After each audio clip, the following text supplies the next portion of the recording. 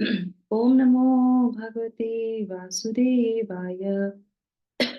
ओम नमो भगवते वासुदेवाय।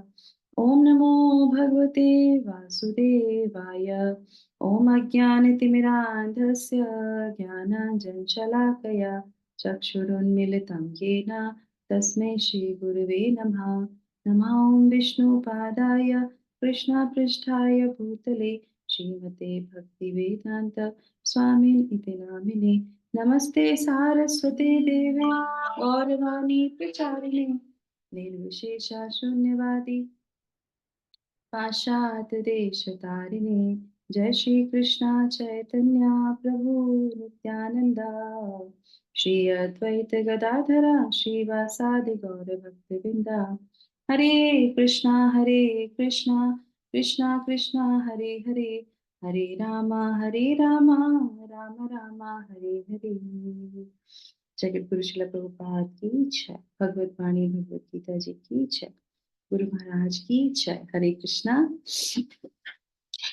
तो आज हम लोग जो है भगवत गीता के तृतीय श्लोक को पढ़ेंगे, पंचम अध्याय के, है ना।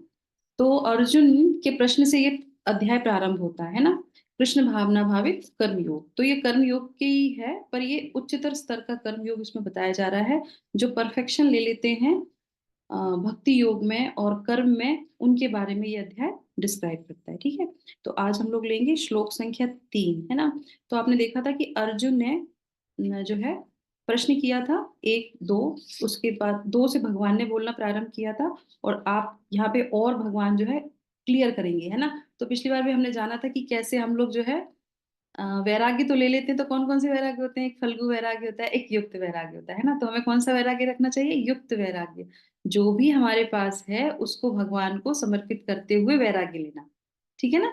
पर्स मिले तो पर्स की चीजों को जिसकी है उसको ही देना है ना। उस पे युक्त नहीं, वो उस पे जो है ये नहीं कहना है कि हमें त्यागी हैं हम और हम भोगी भोगी तो है ही हैं। पर कोशिश करना चाहिए भोगी की अवस्था से निकल के हमको क्या करना चाहिए? युक्त की अवस्था में आना चाहिए। ये हमने पिछले श्लोक में पढ़ा था। आज हम सुनेंगे कि भगवान क्या यहाँ पे ज्ञान दे रहे हैं अर्जुन को। श्लोक संख्या 3। गेह स नित्य संन्यासी यो न द्वेष्टि न कांक्षति निर्द्वंद्वो हि महाबाहो सुखम बंधात प्रमुच्यते। तो भगवान क्या बोल रहे हैं अर्जुन को? हे महाबाहो। हे महाबाहु का मतलब क्या होता है? बहुत भुजाओं में तुम्हारे बल है। अगर इतना ही बल है, इतने बलशाली हो, तो इस फील्ड में आके अपना बल दिखाओ, है ना। ये फील्ड कितना है? ये फील्ड सबसे कठिन है। तो वो क्या बोल रहे हैं यहाँ पे? निर्द्वंदो महाबाहु। हम्म। तो इसका हम लोग जो है वो पढ़ लेते हैं। जो पुरुष ना तो कर्म फलों से घृणा करता है और ना कर्म फल की इच्छा करता है, वह नित्य सन्यासी जाना जाता है। हे महाबाहु अर्जुन, ऐसा मनुष्य समस्त द्वंद्वों से रहित होकर भव बंधन को पार कर पूर्णतः मुक्त हो जाता है। ओके, को होस्ट कौन है यहाँ पे? कृपया करके, और मैं किसी और को भी बना देती हूँ, वैशाली माता जी, जिससे कि आप लोगों को एडमिट कर सकें। हरे कृष्ण। यस, कौन पढ़ेगा? सुमन माता जी, श्लोक संख्या 3 तात्पर्य पढ़ लीजिए। हरे कृष्ण। हरे कृष्ण माता जी। तात्पर्य श्री प्रभुपाद की जय। पूर्णतः कृष्ण भावना भावित पुरुष नित्य सन्यासी है, क्योंकि वह अपने कर्म फल से ना तो घृणा करता है, ना ही उसकी आकांक्षा करता है। ऐसा सन्यासी भगवान की दिव्य प्रेम भक्ति के प्रणान होकर पूर्ण ज्ञानी होता है, क्योंकि वह कृष्ण के साथ अपनी संभावित स्थिति को जानता है। वह भली भांति जानता रहता है कि कृष्ण पूर्ण अंशी है और वह स्वयं अंश मात्र है। ऐसा ज्ञान पूर्ण होता है क्योंकि यह गुणात्मक तथा सकारात्मक रूप से सही है। कृष्ण तदात्मय की भावना भ्रांत है, क्योंकि अंश अंशी के तुल्य नहीं हो सकता। यह ज्ञान की एकता गुणों की है, ना कि गुणों की मात्रा की। सही दिव्य ज्ञान है जिससे मनुष्य अपने आप में पूर्ण बनता है, जिससे ना तो किसी वस्तु की आकांक्षा रहती है, ना किसी का शोक। उसके मन में किसी प्रकार का छल कपट नहीं रहता। क्योंकि वह जो कुछ भी करता है कृष्ण के लिए करता है। इस प्रकार छल कपट से रहित होकर वह इस भौतिक जगत से भी मुक्त हो जाता है। हरे कृष्णा।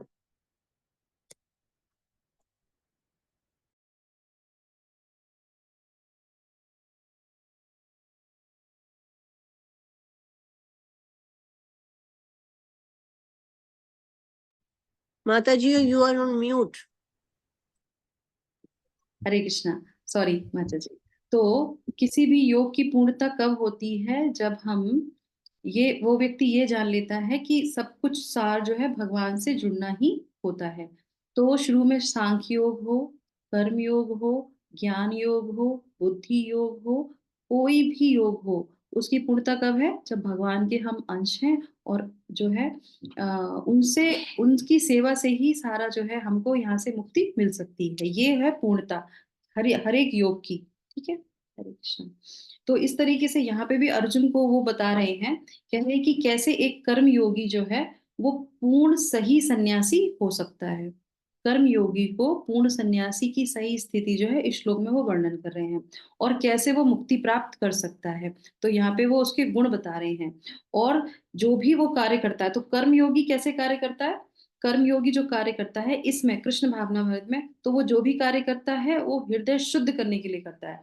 निष्काम तो कर्म करता ही है, पर उसके साथ साथ जो है हृदय को शुद्ध करने के लिए करता है।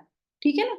और उसके बाद फिर यहाँ पे क्या बोल रहे हैं? उसके बाद बोल रहे हैं यहाँ पे, आप तात्पर्य में भी देख सकते हो यहाँ पे, जैसे कि वो क्या बोल रहे हैं? वो घृणा नहीं करता, किसी से द्वेष नहीं करता, ये द्वंद्व से बाहर निकल आता है। अब मान लीजिए, एक उदाहरण मैं आपको देती हूँ। कोई व्यक्ति है और पानी में डूब रहा है, ठीक है, समुद्र में डूब रहा है, और आपने दूर से उसको देखा। अब उसने कैप पहन रखी है ना? एक पे लिखा हुआ है इंजीनियर, एक पे लिखा हुआ है डॉक्टर, एक पे लिखा हुआ है बहुत पैसे वाला, जो भी कुछ आप समझ लीजिए, जो हमारे भौतिक जगत में जो हमारी वो होती है ना, उपाधियां, वो है। और वो व्यक्ति डूब रहा है। अब आप मुझे बताइए, एज अ ह्यूमन बीइंग, आप उसको देख के आप उससे ईर्ष्या करेंगे? वो पानी में जो डूब रहा है, इंजीनियर है, डॉक्टर है, आप नहीं है इंजीनियर डॉक्टर, और आप उसको देखेंगे तो आप उससे ईर्ष्या करेंगे? अरे ये तो डॉक्टर है, डूब रहा है, डूब जाने दो। नहीं, यू आर नहीं। Going to go for help. Yes, हम उसकी हेल्प करेंगे। तो यही हमारी स्थिति ऐसी है। ये जो व्यक्ति की स्थिति ऐसी है, जो कृष्ण भावनामृत में पूरी तरीके से आ जाता है, वो हर व्यक्ति से देखता है, चाहे उसकी कोई भी उपाधि हो, वो उससे कभी भी घृणा नहीं करता। क्यों? क्योंकि उसको पता है, उपाधि कोई भी ले रखी हो, पर ये क्या कर रहा है? ये डूब रहा है किसमें? इस भव सागर में। समझ में आया? इसीलिए उसको ना तो घृणा होती है, और ना ही वो क्या होता है, ना ही उसको इच्छा भी होती किसी की, मुझे इसकी टोपी मिल जाए और मैं इंजीनियर बन जाऊं, ये डूब रहा है तो डूब जाए। समझ में आया? तो इस तरीके से जो व्यक्ति होता है उसकी बात यहाँ पे हो रही है कि, और वो ही जो है क्या करता है, वो जो है क्या पाता है? इसमें लिखा हुआ है, सुखम बंधानु सुखम बंधात प्रमुच्यते। किसमें? निर्द्वंदो ही महाबाहो, जिसके अंदर ये द्वंद नहीं रहता है वो ही सुख लेता है। और हम लोग क्या कहते हैं कि हमको इस संसार में सुख चाहिए, तो भगवत गीता हमें क्या सिखाती है? इस संसार में सुख नहीं मिलता। उस स्थिति पे, कृष्ण भावना भागवत की उस स्थिति जो हम पहुंच जाते हैं, जहां से हमें भगवान की ही हर स्थिति समझ में आती है, और हमें लगता है कि हम जो भी कर्म करें वो भगवान के लिए करें, उस स्थिति पे आने के बाद वो व्यक्ति ही असली सुखी में होता है। जैसे कि उदाहरण के लिए शिला प्रभुपाद विदेश गए, कितने लोगों से मिले, कितने इंडस्ट्रीज, कितने बड़े बड़े पैसे वालों वो लोगों से मिले, पर वो कभी किसी से क्या कर नहीं करते थे? ईर्ष्या नहीं करते थे। वो चाहते थे कि सब भगवान की सेवा में लगें। तो ये स्थिति किसकी है? ये ऐसे दिव्य व्यक्ति की स्थिति हो जाती है, और वो ही सुख में हो पाता है। तो ये बात वो अर्जुन को समझा रहे हैं कि हमें उस स्तर तक आना है। किसमें? अब ये आप मुझे बताइए कि उस स्तर तक किसमें, कौन से कर्म करते हुए आ पाएंगे हम? जो कर्मयोग। भी जो भी कर्म करें वो भगवान को समर्पित करते हुए जब आगे बढ़ेंगे तब इस स्थिति तक पहुंच पाएंगे। और कर्मयोग से ही पहुंच सकते हैं। ठीक है ना? नित्य कर्म सन्यासी। नित्य सन्यासी। नित्य सन्यासी, तो नित्य सन्यासी तो यहाँ पे क्या है? अब हमने पिछली बार में आपको बताया था कि वो जो व्यक्ति होता है वो क्या होता है? सन्यासी का अर्थ समझ में आ गया था ना? सम्यक रूप से न्यास करना। यहाँ पे क्या है? सत न्यासी। सत न्यासी, सत मतलब भगवान, भगवान के लिए जो अपने आप को स्थित करता है अच्छी प्रकार से, वो सन्यासी कहलाता है। तो यहाँ पे उसी सन्यासी का जो है विवरण दिया जा रहा है, ठीक है। अब इसके बाद जो है, और इसके दो गुण और इसमें क्या बताए जाते हैं। श्रील प्रभुपाद तात्पर्य में लिखते हैं कि सही दिव्य ज्ञान है जिससे मनुष्य अपने आप में पूर्ण बनता है, जिसे ना तो किसी वस्तु की आकांक्षा रहती है और ना किसी का शोक। ये हमारे लिए बताया गया है। तो हमें किसी भी चीज की आकांक्षा ना रहे और हमें किसी भी चीज का शोक ना रहे, ये दोनों ही स्थिति के साथ हमें दुख का कारण बनते हैं हम, ठीक है। और इसीलिए जो है उसके मन में किसी प्रकार का छल कपट नहीं रहता, एकदम करेक्ट चीज। हम कितने भी आध्यात्मिक चीजों में ऊपर उठ जाएं, जब तक हम अपने आप को ये नहीं चेक करेंगे कि हमें किसी से छल कपट है, हमें किसी से द्वेष है, हमें किसी से घृणा है, तब तक हम आध्यात्म में ऊपर नहीं उठे हैं। ये स्थिति हमें यहाँ पे श्रील प्रभुपाद बता रहे हैं, किसी के प्रति छल कपट नहीं होना चाहिए। और वो ऐसा अगर कोई करता है तो वो समझ लीजिए वो नीचे है, चाहे भले ही कितनी भी श्लोका उसको आते हो, कितनी भगवत गीता उसको एक्सप्लेन करना आता हो, अगर छल कपट है तो वो व्यक्ति ऊपर नहीं उठेगा। कृष्ण के लिए इस प्रकार छल कपट से रहित होकर वह इस भौतिक जगत से भी मुक्त हो जाता है। समझ में आया। भौतिक जगत में रहते रहते भी वो उससे मुक्त हो जाता है और फिर भगवान के धाम चला जाता है, क्योंकि यहीं पे रहते हुए वो सुख की अनुभूति करता है, ठीक है। और इसके बाद जो है भक्ति विनोद ठाकुर जो है एक बोलते हैं, वो क्या बोलते हैं कि एब्सेंस ऑफ हेट्रेड, है ना, absence of hatred is the presence of love of Krishna. जिसके हृदय में किसी के प्रति घृणा नहीं होगी वो ही भगवान कृष्ण के प्रेम को प्राप्त कर सकता है। Absence of hatred, presence of love of Krishna, ठीक है। ये कौन कहते हैं, भक्ति विनोद ठाकुर कहते हैं, शिला प्रभुपाद के गुरु महाराज के पिताजी। चलिए अब हम लोग ले लेते हैं श्लोक संख्या दूसरा, अभी हमारे पास टाइम है। तो समझ में आया कोई ठीक है, सिंपल सा था ना। अब भगवान एक चीज और बता रहे हैं इसमें, ये बहुत इंपॉर्टेंट है और थोड़ा सा समझने की चीज है इसमें। श्लोक संख्या 4। सांख्ययोगो पृथक बाला प्रवदन्ति न पंडितः एकमप्यास्थितः संयोग भयोर्वेदन्ते फलम। तो क्या बोल रहे हैं इसमें, अज्ञानी ही, अब भगवान बता रहे हैं कि कौन अज्ञानी है और कौन पंडित है। अज्ञानी ही भक्त को भौतिक जगत में विश्लेषणात्मक अध्ययन से भिन्न कहते हैं। ध्यान से सुनना। जो वस्तुतः ज्ञानी है वो कहते हैं कि जो इस इनमें से किसी एक मार्ग का भली भांति अनुसरण करता है वह दोनों के फल प्राप्त कर लेता है। तो हमने पहले कौन से अध्याय में सुना था, सांख्य योग। माता जी सेकंड अध्याय, सेकंड सेकंड। अध्याय। कर्मयोग किसमें पढ़ा था, थर्ड में। थर्ड में। और ज्ञान योग किसमें पढ़ा, दिव्य ज्ञान, फोर्थ में। फोर्थ में। अब भगवान बता रहे हैं यहाँ पे अर्जुन को कि जो सांख्य योग को और जो है किसको, कर्म योग को। तो यहाँ पे योग जो मतलब है उसका मतलब है यहाँ पे कर्म योग, ठीक है। तो कृपया करके हाँ। तो अज्ञानी ही जो है मानते हैं विश्लेषणात्मक अध्ययन, यानी कि सांख्य से भिन्न कहते हैं। अब इसका क्या मतलब है, तात्पर्य पहले पढ़ लेते हैं, उसके बाद फिर ना व्याख्या करेंगे थोड़ी सी। यस, कौन पढ़ेगा, हरे कृष्णा। प्रिय माता जी पढ़ेंगी हरे कृष्ण। जी माता जी, जी माता जी, हरे कृष्ण। तात्पर्य जगत गुरु शिला प्रभुपाद की जय।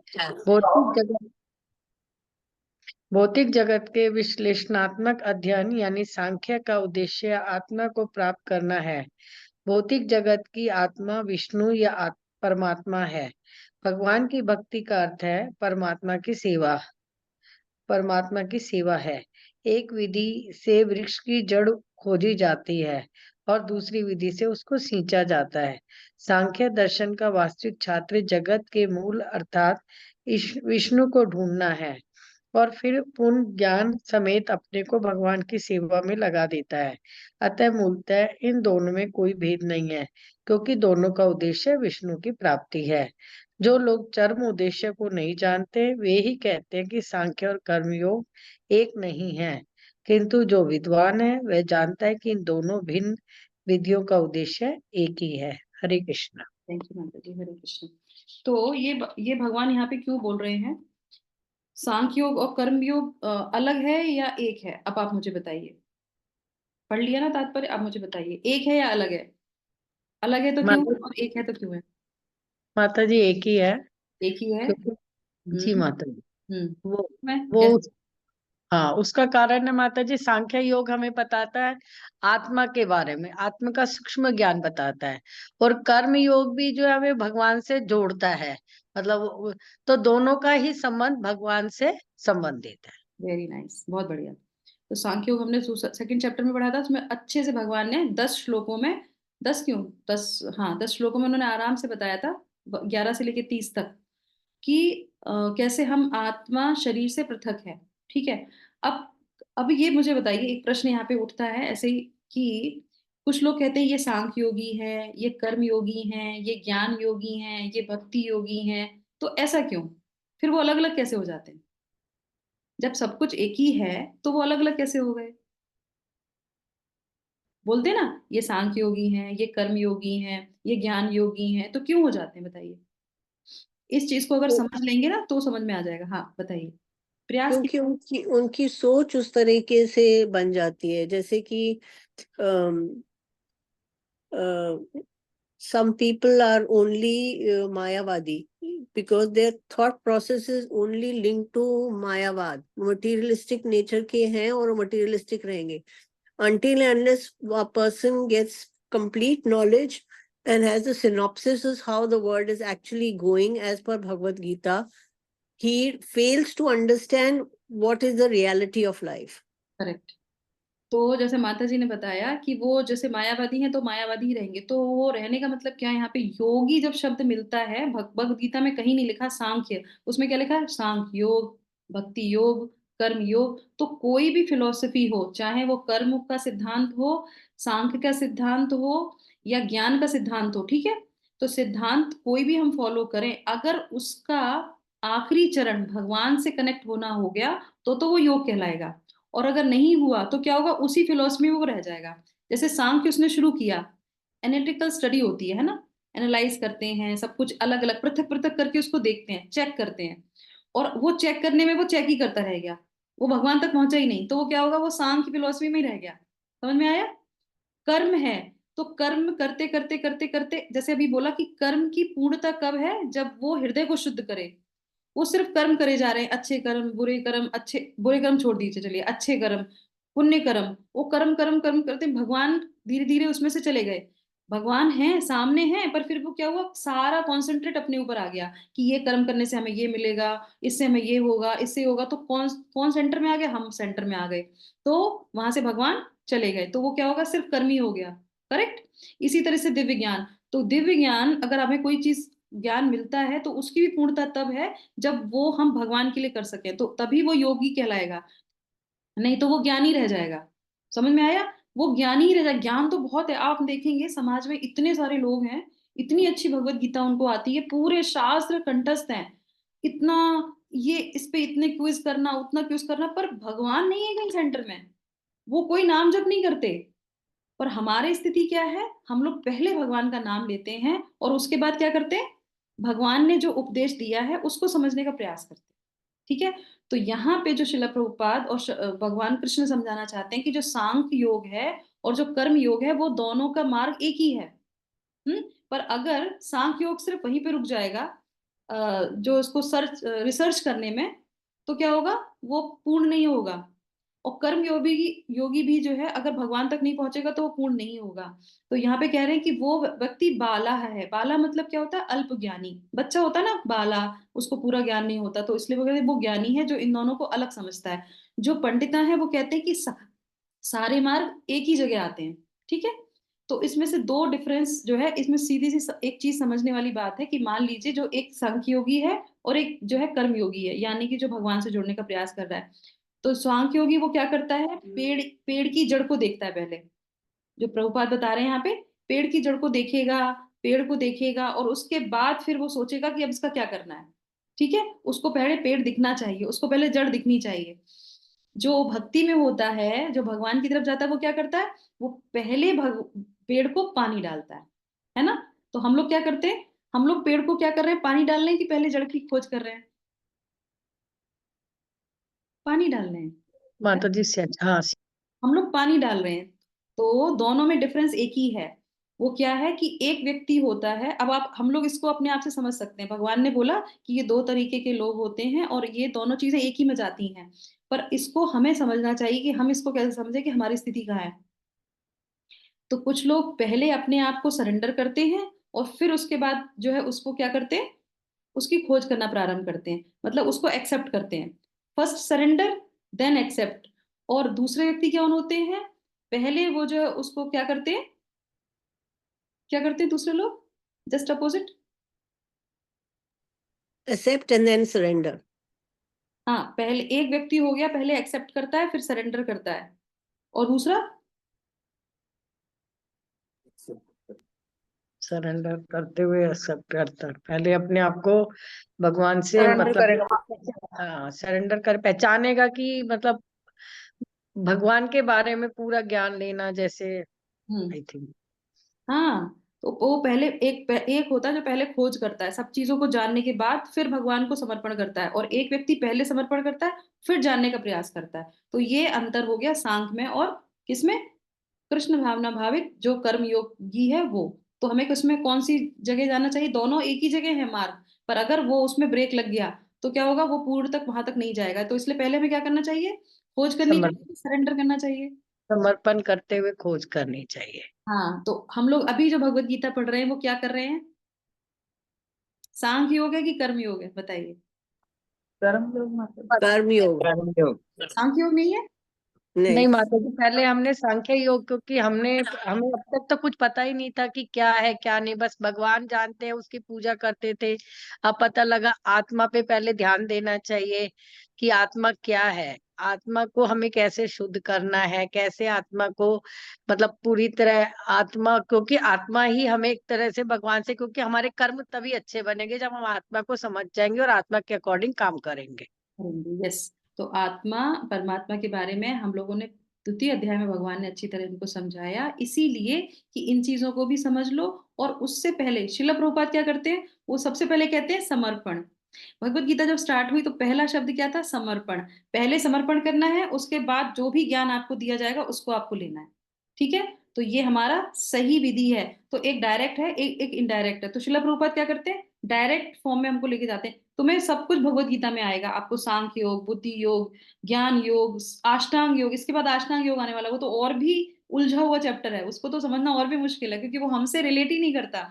पर फिर भी शिला प्रभुपाद क्या कहते हैं कि कोई भी मार्ग आए, अगर हमने शुरू में अपने आप को समर्पण कर दिया है तो हमें सब समझ में आ जाएगा। क्यों, क्योंकि हमें गोल हमारा एकदम क्लियर हो गया, हमें घूम फिर के जाने की आवश्यकता नहीं है। तो इसी तरीके से कहते हैं कि वो व्यक्ति, तो वो यहाँ पे क्या बोल रहे हैं कि दोनों एक ही में स्थित है, और जो विद्वान है वो ये चीज जानता है कि उसको जो फल मिलेगा वो दोनों को एक ही फल मिलेगा। ठीक है, तो वो भी जो है जाके भगवान से मिल सकता है। तो लास्ट में भगवान शिला प्रभुपाद क्या बताते हैं कि जो लोग चरम उद्देश्य को नहीं जानते वो ही कहते हैं कि सांख्य और कर्म योग एक नहीं है, किंतु जो विद्वान है वह जानता है कि इन दोनों भिन्न विधियों का उद्देश्य एक है। तो हमें उद्देश्य को पहले पता रखना चाहिए। तो इस अध्याय, इस श्लोक से हमें पता चला कि उद्देश्य क्या होता है, भगवान को प्राप्त करना। और इसके आगे भगवान, और ये प्रश्न भगवान ने ये बोला यहाँ पे, अब इसको और क्लियर करेंगे अगले श्लोक में। ठीक है, तो 5वें श्लोक में और वो बताएंगे कि कैसे वो व्यक्ति देखता है, हर जगह हर चीज को। ठीक है, तो किसी का कोई डाउट तो नहीं इस श्लोक से, क्लियर हो गया। तो हम लोग जो है कहाँ से पहुंचेंगे, कैसे पहुंचेंगे, तो सबसे पहले समर्पण। और समर्पण कैसे करते हैं, हरे कृष्णा महामंत्र से। हरे कृष्णा कृष्णा कृष्णा हरे हरे, हरे रामा राम रामा हरे हरे। जगत गुरु शिला प्रभुपाद की जय। Hare Krishna, thank you so much.